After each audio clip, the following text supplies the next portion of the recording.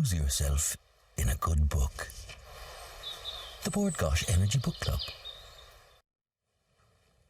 Now, the Bord Gáis Energy Irish Book Awards celebrate the best in Irish writing, and Ireland AM is delighted to continue its involvement this year with its support of the Ireland AM Crime Novel of the Year category. And today we're very pleased to be joined by one of the shortlisted authors, John Banville, whose novel Even the Dead, written under the pseudonym of Benjamin Black, sees the return of pathologist turned crime solver Dr. Quirk. John, good morning to you. It's not so much as a pseudonym, it's another kind of writing hat that you put on from time to time. Yeah, I think of him as my dark brother out there doing all the things Banville would really like to do. Oh, really? He's the true Banville? No, he's the true Black. He's the true Black? I'm the fake Banville. You're the fake Banville. Well, the real Banville, please stand up. Tell us, John, tell us a little bit about this book, because he's suffering with sort of hallucinations and issues with his head. Well, at the end of the previous book, it seemed as if he might be suffering from a brain tumour. I left that as a sort of cliffhanger. But he isn't. He has a lesion on the brain or something. But yes, he is suffering from hallucinations. He's quite worried about himself, but then he's always worried about himself. I suspect he's a sort of world champion hypochondriac. As usual, he's floundering in darkness. But at the end of this one, he finds himself a lover, a real love, which fascinates me, because, you know, every time I finish one of these books, I think, oh, that's the last, I can't do any more. And then I start thinking. Why do you think that, John? Oh, because when I finish every book, I think I'll never write another one. It's so difficult apart from Are they long labours, John? These are not. The Black books are done quickly. I mean, they're done in over a summer, usually. The Banville books take years and years.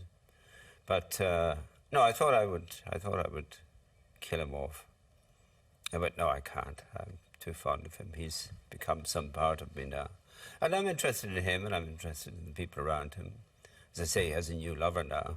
He's a psychiatrist. Perfect lover for Quirk. Perfect lover for a hypochondriac. Maybe she'd sort him out. I feel sorry for her instantly. I would like to recommend that she doesn't get involved with him, having read him and his mindset. But maybe she'll make a new man of him. Maybe she'll find the real Quirk. I was about to say the real Banville. It's getting very confusing, John. I get very confused. I mean, look, you've been incredibly successful as an author, certainly in terms of critical praise. You've won the Booker and all the rest of it. But the Benjamin Blacks have been commercially very successful.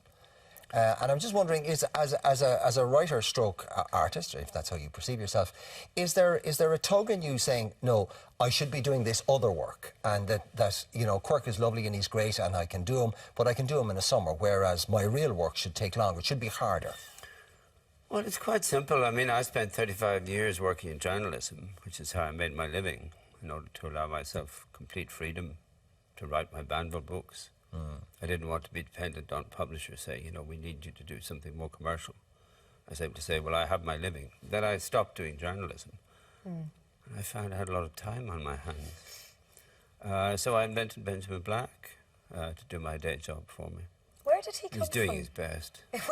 Where did he come from, Benjamin Black? When you say you invented him, was he always there, lingering around the edges, or...? Well, the irony is, you see, I was commissioned back in the early 90s, I think, by RTE and ABC Television in Australia to write a 3-part miniseries about criminal elements in Ireland, you know, respectable criminals exporting babies to Australia. And I wrote a 3-hour series. That didn't get made, as most things don't. And I hate to waste anything, so I turned that into a novel. And then by a wonderful irony, it got made by the BBC as a 3-hour miniseries. That's how these things work. When you, yeah, I mean, it is effectively a period piece, because very much so. Very much so, right? But did you choose that because you did not? I mean, current crime writing is very, I think the most successful branches of it are very, very psychologically based. A lot of those written by females. Or there's the buckets of blood where the body count, you know, you need a calculator to make it out. Did you purposely want to avoid those genres or stay away from that? And yes. setting it period, did that allow you to do that? Well, first of all, I was fascinated by the 1950s because in the middle of the 50s I was 10 years old. And it was great fun trawling my memory to see how much I could retrieve of that period. But yes, I wanted to stay away from the bucket's blood. I wanted to write books that would be as nearly realistic, or at least plausible, as I could. It was rather difficult because when I was growing up in the 1950s, if there was a murder, it would be front-page news for 9 months. You know, there were so few killings. And the same in the 60s. So I grew up in the 60s. It was the same. I mean, a murder was a major event. Yeah. And now it's commonplace. Well, it's commonplace now. But my way around that was that, you know, almost all the crimes in these books are kept secret. They're suppressed. As we now know was the case. We had no idea what was going on beneath that respectable Catholic surface. They just have different ways of suppressing it now. You know, like inquiries that can't inquire and things like that. Inquiry is a good suppressor, all right. By the way, they learned that from the British in the north. Your characters are all very, very finely drawn and very multi-layered. So therefore, you obviously have a very precise picture of what they should look like in your head. So, was Gabriel Byrne always going to be Quirk? No. When Quirk started out, he was. I did it as a joke that he is huge. He's a big, over 6 foot, and he's blonde, and he's irresistible to women. I did it as a joke so that when people who hadn't seen me, my readers met me, they'd be terribly disappointed. You could see the disappointment dawning in their eyes. That joke, I had to get rid of that when Gabriel played the part, so he gets smaller and smaller and darker haired and darker haired. In fact, after the first couple of books, I had a letter from a woman reader, and she said, we should stop saying Quirk has blonde hair. He hasn't, he has brown hair. And I wrote back to her and said, you know, you're right. So his hair turned brown. The wonderful thing about being a novelist is you can do anything. These creatures are yours.